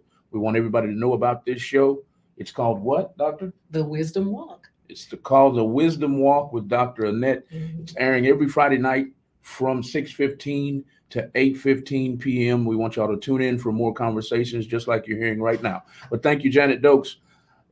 Janet Dokes' question is, what advice do you pass on to your children as a result of your own marriage experiences? I did that. And that's why I said I'm so proud of my daughters right now. I told you I got my bachelor's degree at 58. And I said, let me go ahead and get started. And I got my master's at 60. So my thing was, how can I tell my daughters they need to get a master's? Because I was learning being at the institution that a bachelor's degree means absolutely nothing. It's the equivalent to a high school diploma. That's right. I was like, yeah, mommy, we're not going back to school. I said, okay. So I got my master's. They saw me every day coming home from work, working. So they got their masters. Both of my daughters are educated. And I said, learn how to stand on your own. Amen. Because I didn't do that. When I was with their father, I didn't do that. stand on your own, carry your own. And if you are blessed to have a person to come in to add to, not take away, That's right. That's Mm. right. Mm-hmm. add to what you have, that's a beautiful thing. Absolutely. Absolutely. Mhm. Speaking to what Janet asked about passing on to children, the standing on your feet, definitely. But I think that our young people, well, anyone, they need to know that marriage is serious. Mm. This isn't just, and this is where we get caught up. We get caught up in the hoopla, the planning, the bridal shower, The whole yeah, wedding. Yeah, yes. the whole wedding, because it's fun, it's exciting, It's beautiful. It's everything. it's everything. Yes, it is. But the intent is for you to stay together if at all possible. Right.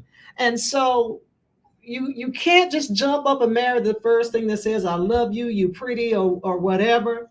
And talking the real to these folks about it's no longer your money, it's our money. Mm. And what do you mean you have you're going to keep your money over here and he's And going to keep his it, money over because there?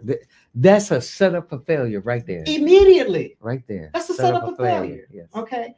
Well, my mama said, and I've heard this, my mama said if it doesn't work, I can come home. So you going in this wrong, saying you already have it in your head that the likelihood of this not working is possible. And so if it doesn't, I can just go back home. So you have an out. Doing this? So you have an out. Yeah. Where you don't even have to try. Exactly. And I would stress this. Go through at least a year of pre-marriage counseling with somebody that's going to give you the down and dirty, the nitty gritty, because see, something else we don't talk about is sex. And I'm just going to keep it real in terms of church, church folks. When you are committing to a marriage, you have responsibilities sexually. You better speak. And if your spouse likes whatever he likes or whatever she likes, after you say I do, it's not the time to say I don't. That's right. That's right. Those that's right. And those conversations, and I don't think I didn't have them. I didn't have those. But we all need to have those. We do. Quick. I want to say this about the gentleman I met you through in your. I don't know if he said this on the show or he was interviewing you or not, but remember, I don't know if he said it with you in here or not, but he always says on his show that when he's in the dating pool, he's no longer in the dating pool, but when he is in the dating pool, he practices, and he not only practices it, but he pretty much is asking everybody to follow him and subscribe to his thinking.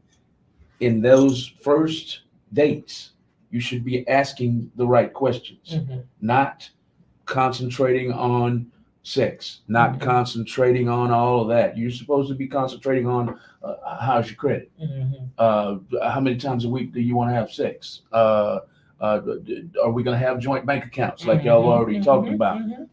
Get it all out on the table. Get it on the table. If you like it, you stay. If you don't, okay, this is not going to work.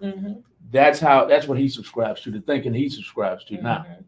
And I think that's what everybody should do. Yeah. I can get along with you if you don't like football, because I'll sit there and watch it all day. But me too. but some things we need to be like Donna said, evenly yoked on. Like, are we gonna even be thinking the same? Right. Absolutely. In 2 years, Right. are we gonna be thinking the same? Right. So I just wanted to interject that. Yeah. And you say something about dating. Here goes something that's very funny. How do you date? I don't even know how to date anymore. I don't know anything about that. Well, it's been a while for me too. Yeah, I don't. It's But to me, if we're dating, let's say we go out on the first couple of dates, we can meet up, have dinner, decide whether we're going Dutch or whether I'm paying for my own. But I want to interject this piece before I forget. We have a tendency as women and some men, that first date or the second date, he's already your husband. Oh, no, You know what I'm saying? Look, The look at me going. mindset though is, Yeah. oh, we've gone out. Oh, he's mine. And Yeah. then we get these 30,000 texts a day or these 40,000 phone Yeah. calls a day Mhm. because he's not going nowhere. And then we try to buy him. Or let me go buy him a pair of shoes. Or let me pay his rent. Mm-hmm. It happens. He doesn't know he's your man. It happens No. all the time. And so when he decides, look, you stalking me and I don't want this, you and your feelings about that. Yeah. Mhm. But you haven't even given this man an opportunity to get to know you Mm-mm. because you went in and put your claws in him and made him your man. Mhm. And see, we don't take our time. And God, oh Lord, Mhm. let me calm myself down. But this piece, and then, oh, I'm pregnant. So what, they're supposed to keep him? Yeah. See, Yep. That's what the that's. games we're playing. Yep. Oh, I'm so glad oh Lord. And I'm so, I talk to my daughters all the time about that. I was like, look, Mhm, y'all know how it was when you were growing up. mhm, I was a single mom. mhm, You ain't trying to live like that. Exactly. And both of them said, nah, mhm, not having it. But that seems to be the trend now. Yeah, I don't get it. Yeah. Because that's hard. Yeah. And you and I both know Mhm. it's hard It's hard. being a single parent. Yeah, it is. Oof. It is. So in this game called dating, I don't know anything about it. Because I forgot how to do it. I did. Yeah. you have to really examine yourself and ask yourself, am I really ready for a relationship? And what does that mean? What does that What look does like? it look like? Yes. And the person that I'm talking to, are they ready? Yeah. Yeah. Just like we have our brokenness, they have their brokenness too. Right. And two broke entities don't work. It's not gonna work. So we have to be honest, and we have to entertain ourselves with other things. Right. Because what we do is, again, I'm lonely. I just want somebody. I met somebody on the internet, and we already moving in together. You don't even know anything about this person. Them dating apps scare me though. But They scare me. we don't want to be lonely. I'm okay with it. I'm okay with it too. Oh, I'm so okay with it. Yeah, And okay I'm with it too. glad I'm at that space Mhm, where I am okay with that. mhm, I'm mhm. And we have to be creative about our lives. As I said, travel, go fishing, develop a hobby that's going to take your mind off of wonder what he's doing or wonder what she's doing. Or let me go. I don't want to do that anymore. Yeah. Because you did that when, oh my gosh. Mhm. I don't want to spend my life worrying about what my mate is doing. What's on his phone? Mhm, Who is he talking to? mhm, mhm. Oh my gosh. That is so like, If you have to do all that, you don't belong no, you don't. in that relationship. That's a toxic relationship. Yes, Because indeed. then you lose sight of yourself. Yes, indeed. And you don't even know who you are anymore because you're so busy trying to keep up with him. Absolutely. Absolutely. Back to the dating right quick. We Uh-huh. have a comment on the dating part. Mhm. Learn how the person reacts. Let me enlarge it so y'all can see it. Okay. Learn how the person reacts to real life situations. If they lose their jobs, do they run to the world or run to the word? Mm. You need to know how a person should behave in all situations. It's very true. Uh-huh. Before Very you even true. think about Mhm. Yes. moving to the next stage. True that. So, Donna, Yes, ma'am. what would you do differently in terms of meeting, marrying, just life in general? What would you do differently if you had a redo? I don't know if you're going to like this answer or not, Mm-hmm. but at this stage of my life, I'm always asking myself that, what would I do differently? Mm-hmm. And I wouldn't. Mm-hmm. And let me tell you why. Okay. Because of the valuable lessons Mm-hmm. that I've learned in that process. The hurt, I can do without all the hurt and pain. Mm-hmm. If I can get rid of that, but that goes along with goes it. along with it. I nothing. Mm-hmm. Because of where I am in my life now. I'm good. Okay. Now, I'm still toying about dating. Do you really want a man? And what you said made a lot of sense. Because I work a lot. I'm a workaholic Mm-hmm. because I enjoy what I do. Mm-hmm. So I'm always working. I'm always out. But when I get an opportunity to be at home, I love being at home. But when I come home from work, do I want to cook somebody dinner? No. Do I want to talk? No. Do I want to all I want to do is just be left alone with the TV on, playing my games on my phone. Decompress. Yes, and I don't want to talk to anybody. Don't ask me how my day was. Shut up. I mean, you know what I'm saying? I mean, that's that whole thing. So I listened to what you said about that, and I was like, you know what? She's making a whole lot of sense. Do I really want? And I travel too. I'm getting ready to go on a 12-day cruise. I can't wait. All right. But it's like, what if I had a husband?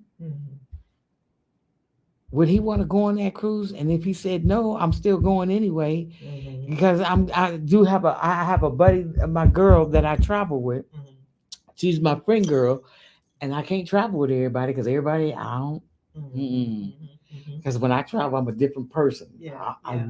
When I'm traveling, I love conversations. So I get all these conversations, right? And don't be asking me where I am. Where are you? Leave me alone. So would he be? No, I don't know. See, that is, and I didn't think about it like that. That's the kind of honesty we need, though. Until you said that, and now I realize why older men don't like older women, because we know what we want. We're not gonna play with what we want, and it is what it is. We're not gonna sugarcoat it. You either like it or move out the way. So that's why I'm a cougar.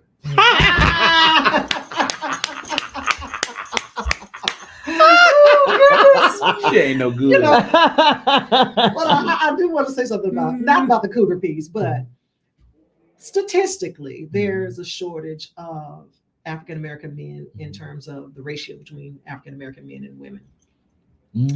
And so, I think I know where this is going, but go ahead. Yeah, you know. I think, go ahead. So I think for us, we have to step out of the box. Date interracially. I look at. Go ahead. Okay. I'm all for Black love, period. Me okay? too. But sometimes your love doesn't wear black skin. Ain't that something? Yeah. Because it was brought to me to say, you've been loving black men all your life. I said, yeah, you're right. How'd it work out for you? I was like, oh, bam. I said, drop the mic. Yeah. But I love me an Italian with a ponytail.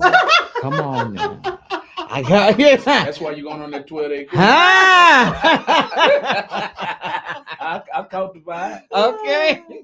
No, and I am open to that. I really am. I don't know if it's gonna work.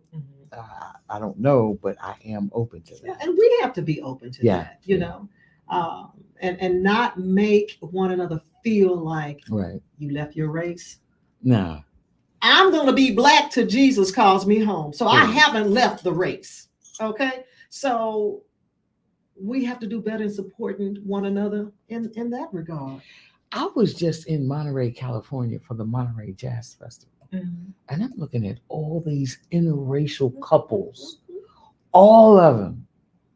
The people that you saw that were black together were from somewhere else. You know what I'm saying? And I was like, look at this. It was just cool to see. It was really cool to see. Ladies, we have 5 minutes left in the show. Okay. And this is a great show. It's been a fantastic show. For the first time being on this kind of stage where you're being questioned. Donna, you did a great job. Thank you. And for the first time being on your show, Doctor, you did a fantastic job. But at this time, I want you guys to get it in the last 5 minutes. What exactly is your call to action tonight, Doctor? My final question, though, before I have my call to action, yes, ma'am. is Yes, ma'am. What's next for you? What's next for Noah? I thought I was going to retire in 5 years, but it's not looking like that because I am so enjoying what I'm doing. I'm not going to put I'm no longer going to put a ceiling on when things are going to happen. They're going to happen when they're supposed to happen. And I asked God, I said, God, did you mean for me to be single for the rest of my life? I was like, well, you know what? If I am, I'm okay with that. I'm okay with that. And just be your true, authentic self. That's it. That's it. That's it. Because you can see me, I'm crazy. I'll be like, here, I'm all over the place. But that's just me. Yeah. Good. Well, I asked you earlier to just fake being surprised, but we want to offer you something on behalf of the Wisdom Walk. I greatly appreciate you being here tonight, and I'm so thankful that the Spirit led me to call you at 5:30 in the morning. Hey, you know, or whatever I was doing, texting or something, and you said yes. And so I'm honored, and I know that lives have been changed tonight, and I hope that we can continue this momentum, you know, of having candid conversations about health and wellness and helping people to be transparent. So before you do that, yeah, congratulations on your debut show. Thank you. This is so needed. Thank you. And I'm just loving it. I will be tuned in because on Fridays, I'm at home. I do not go anywhere because I have to be on the air at 7 a.m. Saturday morning. So this is where I will be on Fridays. Oh, perfect. This is, yes, I'm looking forward to this. Yeah. Thank you so much for the opportunity. Thank you. Thank you. And blessings on your new journey. Thank you. Yes. Yes. And thank you all for tuning in. And you could have been in any other place and you chose to be here tonight. And I am so grateful. But we do have a token for Miss Donna. Got a heavy too. Muscles. Yeah. Thank you again for joining us. And we love you. Love everything you do at KTSU. Thank you. And these are so pretty. Next Friday, guys, we have actress Joy Yvonne Jones, who will be here to talk about what life is like as an actress, balancing family, husband, career, and she is in an interracial marriage. And so she will talk about some of the struggles that she has endured from the blending of two families, you know, her husband's family, her family, and some of the challenges that she has faced as an African-American actress, you know, in that industry. Wow. And then the week after, we have Bringing Your Inner Beauty Out. We have some stylists. My daughter is one who makes wigs, and my cousin Lois, who provided the jewelry tonight, paparazzi jewelry. And I did not write her number down, but if you're interested in any of these pieces, let me know and I'll connect you with her. Again, that's Lois Avery with paparazzi jewelry, and my daughter Asia Williams, who does hair made in Asia. And then our final Friday for October will be Diseases of the Mind and Body. And so we'll talk about psychiatric care, diseases that are prevalent in African-American communities, treatment plans, and just complete wellness. So I'm excited about that. And we hope to have you back, God willing. I'd love to be back. Thank you. Yes. Let me see my flowers. All right, Malcolm. I loved it. I can't get out of here ignoring the last couple of comments. And I have one in particular. We can't spend too much time. We have another show coming in at 8:30 and I have to prep for it, y'all. But I want to get to this. I have to add a little silliness. I told you I was silly off camera. I got to add a little silliness because we had a question about marriage. So in short, I'm going to throw it in there. Mr. T.Y. Shy Major is asking, why can't we just be married without paperwork? That's a whole nother show. That's a whole nother show, Mr. T.Y. That's a whole nother show. And we're going to get to you. We promise you that, sir. Sorry we couldn't get your question answered tonight. But as the doctor said, that's a whole nother conversation. Give him one word. One word. Marriage is a business. Marriage is a business. Yes. And without paperwork, a business is null and void. There it is. Pretty much. Yeah. Pretty much. Victoria Jackson, thank you for tuning in. Victoria Jackson, please share the video all over the world. This has been the Wisdom Walk. I'm going to get it right in the next couple of weeks. This has been the Wisdom Walk with Dr. Annette, and the lady on the left is Donna Franklin. Donna Franklin. What do you do again? I am the program director for KTSU 90.9, The Choice, your community station. All right. Awesome, awesome, awesome. This was the first show, y'all. I'm going to put the flyer up on the screen. This was the first show. This is the flyer right here. Y'all give her some follows, give her some likes. Yeah. Give her something to be encouraged about. Hey, she knocked it out of the park tonight, y'all. Yeah. Knocked it out of the park, hit a home run, a grand slam home run tonight. That was Dr. Annette Williams, y'all. Y'all give her a follow. First show, The Wisdom Walk with Dr. Annette. Getting back to the comments, and then we're going to close out and get ready for the next show. Victoria Jackson. This has been an amazing, much needed show. Thank you and congratulations, she says. Miss Bridget Lott says you both are awesome. Loved each and every topic. Look forward to the next journey. Miss Ruby Scott said, congratulations on a great show. Love, Ruby. And Linda says, congratulations, Dr. Williams. Awesome guest you had. Bridget Lott said, how are you doing tonight, Dr. Franklin? So I think she was being silly. Hi, picking on you. Bridget. This is our next show. Say good night to Dr. Annette and Miss Donna Franklin. Everybody wave good night. We'll see y'all soon. We'll see y'all next Friday night on the show from 6:15 to 8:15. We got to get ready for the next show. The next show is called what?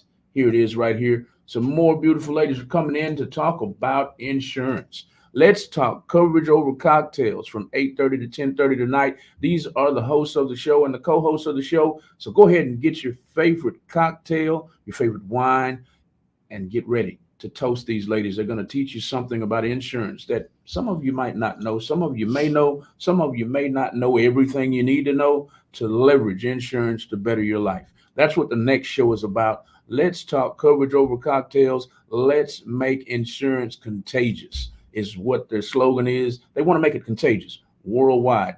Tune in from 8:30 to 10:30 tonight. I'm going to prep. I'm going to be right back, y'all. Y'all enjoy the music while we take this break. Bye-bye.